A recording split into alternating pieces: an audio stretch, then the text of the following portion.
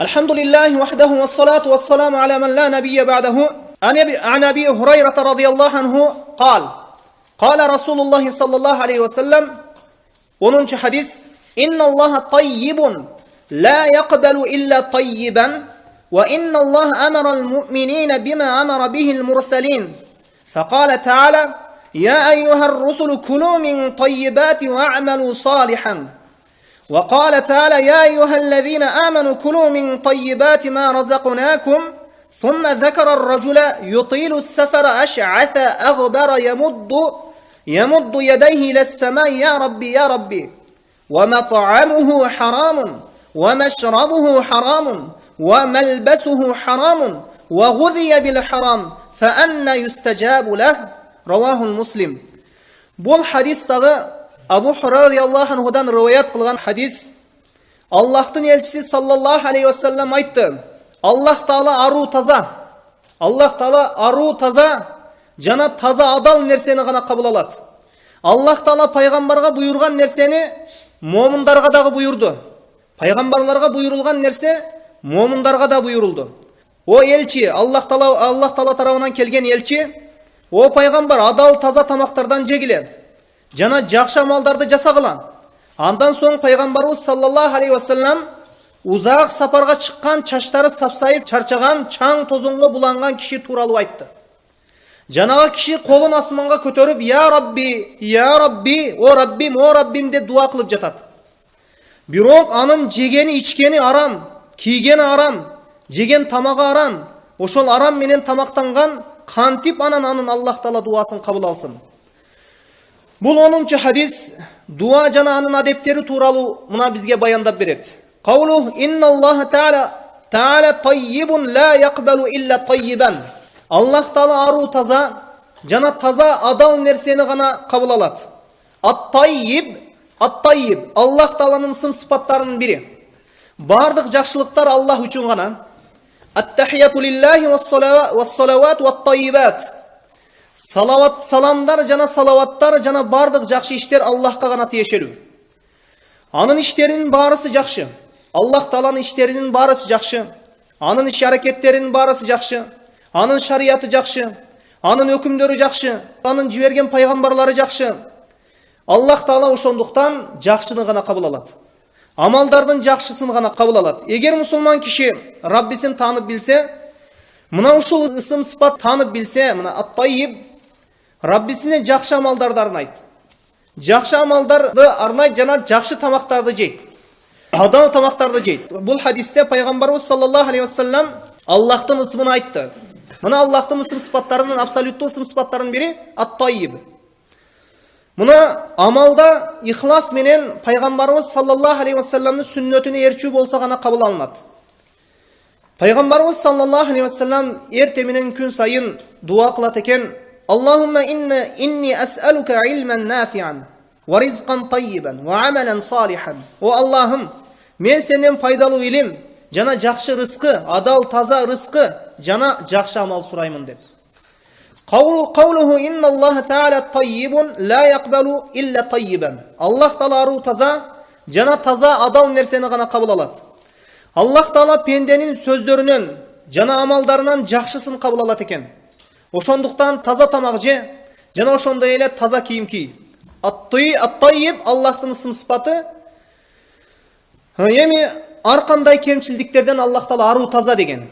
Бул сыпат Аллах Тааланын ару таза, Аллахты ар кандай кемчилдиктерден тазалаган Аллахтын ысым сыпаттары бар. Ошол ысым сыпаттардын катарына кирет ат-таййиб деген ысым сыпат. Мына ошондуктан дуа кылганда я таййиб. Мына мисалы мин асмаи танзихия. Аллах Тааланын ару таза ысым сыпаттарынын катарына кирет. Мисалы үчүн ас-салам, ас-субух, ал-куддус деген, ат-таййиб деген. Аллах Таала ар кандай кемчилдиктерден ару таза, ылайыксыз сыпаттардан ару таза. Пенденин амалдары кабыл болбойт, ошол амалдарында жакшылык болмоюнча. Ошондуктан жакшы, ару таза затка ошол жакшы таза нерсе менен кайрыл. Аллах разылыгы үчүн көздөлүп жасалган амал мына жакшы амал. Эми кесиптердин ичинен дагы жакшы кесиптер бар. Мына ошол нерсе жакшы кесиптерди жасаганга аракет кыл. Аллах Таала пенделерine адал кылып берген мына мал мүлк. Wa inna Allaha amara al-mu'minina bima amara bihi al-mursalin faqala ta'ala ya ayyuhar rusulu kulu min tayyibati wa a'malu salihan wa qala ta'ala ya ayyuhalladhina amanu kulu min tayyibati ma razaqnakum. Аллах Таала пайгамбарга буйрган нерсени момундарга дагы буйрду. О пайгамбар, адал таза тамактардан жегиле жана жакшы амалдарды жасагыла. О пайгамбар, адал таза тамактардан жегиле жана жакшы амалдарды жасагыла. Аллах Таала пайгамбарларга жана алардын коомдоруна таза адал тамак менен тамактанууга жана жакшы салих амалдарды жасоого буйрду. Бул туюу, бул кандай нерсе? Арам, ыплас, жаман тамактар менен тамактанса, пенденин дуалары кабыл болбойт. Момунга жарашпайт. Аллах жана элчисине иман келтирген пендеге бул жарашпайт. Анткени момундун курсагына таза тамак кирсин. Тамактардан кийин мына жакшы ичимдиктерди, таза ичимдиктерди ичсин. Жана таза кийимдерди кийсин. لقد كان لكم في رسول الله أسوة حسنة لمن كان يرجو الله واليوم الآخر وذكر الله كثيرا. O mu'minlar, sizler üçün Allah'ın elçisinde sonun ülgülörü var deydi. Peygamberimiz taza tamak jegen, jana peygamberimiz taza içimdiklerdi içken, peygamberimiz taza kiyimdi kiygen. Bul ülgülör Allah'tan jana ahiret gününden ümit kılgan, Allah'ты köp zikir kılganlar üçün deydi. Eger ülgü algınlar kelse, kaydağı bir fasık adamlardan ülgü albayan, mına ol Peygamber Muhammed sallallahu aleyhi ve sellem'den ülgü alıp yaşagıla. Peygamberler jakşılıkka buyuruşkan, jamanlıktan kaytarışkan. Peygamberler biz üçün en sonun ülgü. Peygamberlarga buyurulgan nerse mu'minlarga da buyuruldu. Peygamberler kelip bizge Allah Taala adal nerseni jegenge, taza içimliklerdi içkenge buyurdu. Sizler kabul algıla degende peygamberlardy erçigender mına adal nerselerdi jep, taza içimliklerdi içip, taza yaşagan hareket kılışkan. Yemi aram nerselerdi jeş, çoçkonun eti, arak içүү, bul iblistin ülgüsü. İblis oylop tapkan işler. Bunu menen adam balası jamanlıkka ülgü bolat. Şeytan bul iplas. Şeytan bul adamdın düşmanı.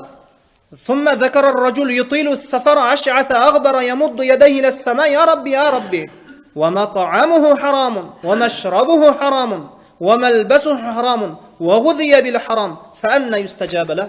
Ondan soň Peygamberimiz sallallahu aleyhi ve sellem uzak saparga çıkkan, çaşları sapsayıp, çarçagan, çaң tozonga bulangan kişi tuuralı aytты.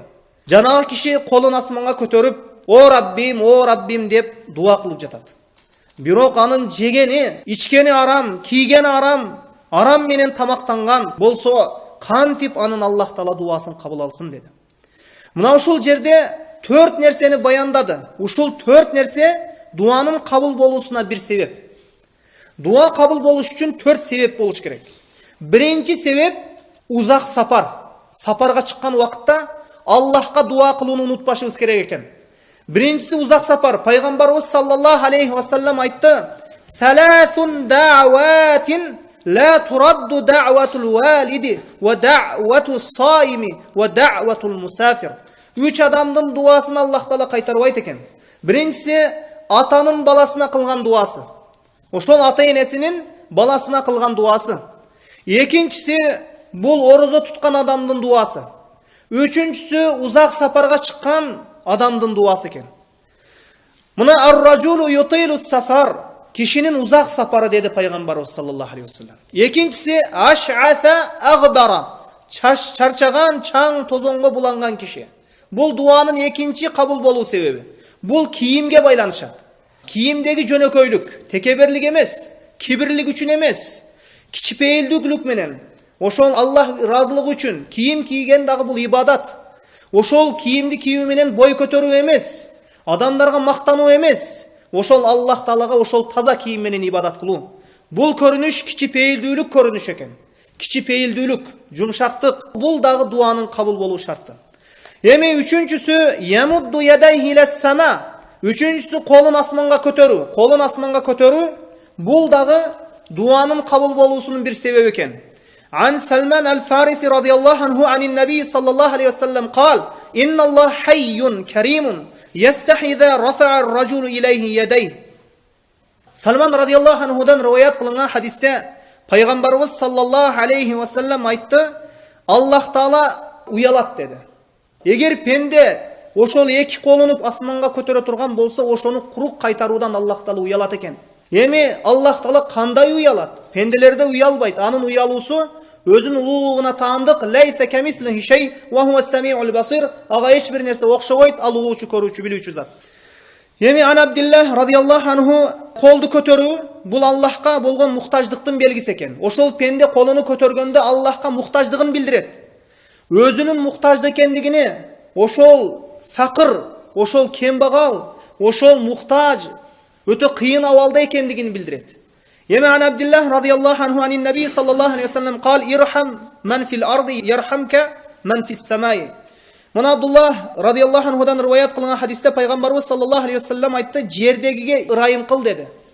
Жердегилерге ырайым кылсаң, асмандагы сага ырайым кылат деди. Эми Аллахка колуну көтөрүү Аллахты мына арштын үстүндө экендигин билдирет. Мына Алла асманга колуну көтөрсө, бул албетте инсан баласынын табиятында бар. Инсан баласы ошол таухид табиятында төрөлөт. Ар-Рахману аля арш истава. Ар-Рахман арштан бийик болду дейт. Кичине баладан деле сурасаң, Аллах кайда деп сураңыз. Ал экиленбестен туп жооп берет, ал асманда деп. Бул нерсеге инсан баласынын табияты дагы жооп берет. Аллах бардык жерде дегендер акыйда бузук акыйда. Фикулли макан дейт.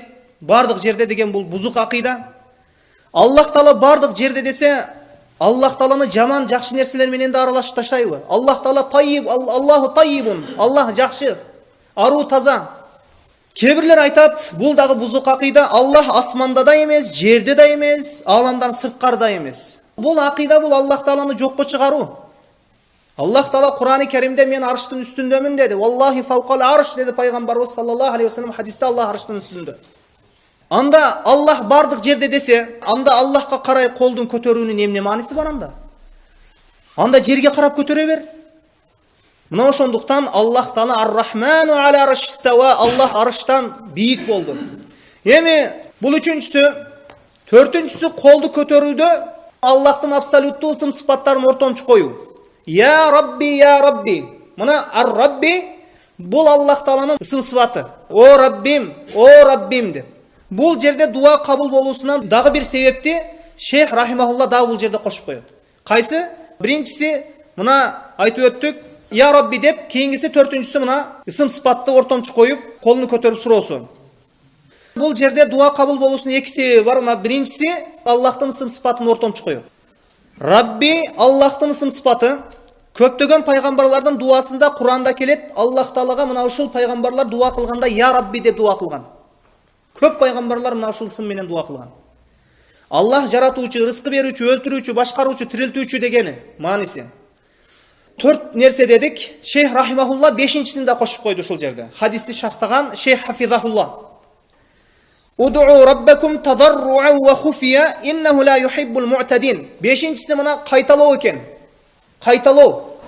Раббиңе жалбаруу менен купия түрдө дуа ибадат кылгыла деди. Чынында ал чектен чыгуучуларды сүйбөйт. Раббиңе дуа кылганда жалбарып жана купия түрдө дуа кыл. Эми бешинчиси кайталаш керек. Хадисте келген киши асманга колуну көтөрүп, я Рабби деп кайталап жатат. Кайталап жатат. Ошол ысым сыпат менен кайталаш керек ошол дуаны. Мына колду көтөргөндө Аллахтын ысым сыпатын кайталуу. Мына ушул кишинин дуасында мына ушул себептер табылуусу керек кабыл болуш үчүн. Мына биринчиси узак сапар, экинчиси чарчаган, чаң тозонго баскан, үчүнчүсү колун асманга көтөргөн, төртүнчүсү мына анын ысым сыпаттарын ортомчу коет дейт. Бешинчиси талабын кайталайт. Мына экинчисинде чарчаган дегени ошол кийимдери, ошол чаң тозонго бөлөнгөн. Эми бул жерде кийимди кийүүдөн максат жакшы таза кичпейилдүүлүк менен кийилген кийим жана ошондой эле кичпейилдүүлүк жакшы бир пендеге, момунга жарашкан жакшы бир сыпат. Эми бул дуанын кабыл болуу себептери экен. Бирок бул кишинин дуасы кабыл болбоду дейт пайгамбарыбыз саллаллаху алейхи вассалам. Эмне үчүн? Ва мат'амуху харамун, ва машрабуху харамун, ва малбасуху харамун, ва гудия бил харам. Фанна устажабала. Бирок анын жегени, ичкени арам, кийгени арам менен тамактанган болсо, кантип анан Аллах Тааланын дуасын кабыл алсын? Эми дуанын кабыл болуу себептери бар, бирок арам нерсе болгону себептүү кабыл болбойт экен. Тамак биринчи таза болуш керек. Ошол ичимдик таза болуш керек. Бул дуа кабыл болуунун шарты. Күнөөлөр ошол дуаны тосуп коет экен. Күнөөлөр дуаны тосуп коет. Мына ошондуктан пайгамбарыбыз саллаллаху алейхи вассалам Дуанын кабыл болуу шарттарын бир нече себептерин бизге баяндап кеткен. Мына мисалы арам жол менен жана ошондой эле уурулук менен жана ошондой эле чочконун этини жөө менен арак ичүү менен дуа кыла турган болсо, эч качан Аллах Таалалардын дуасын кабыл албайт. Анткени алардын жегендери, ичкендери, кийгендери арам. Бир жерден бир кийимди урдап кийген болсо, Аллах Таала анын ибадаттарыны, анын дуасын кабыл албайт. Бир ичимдикти ичкен болсо, анын ибадаттарын Аллах Таала кабыл албайт.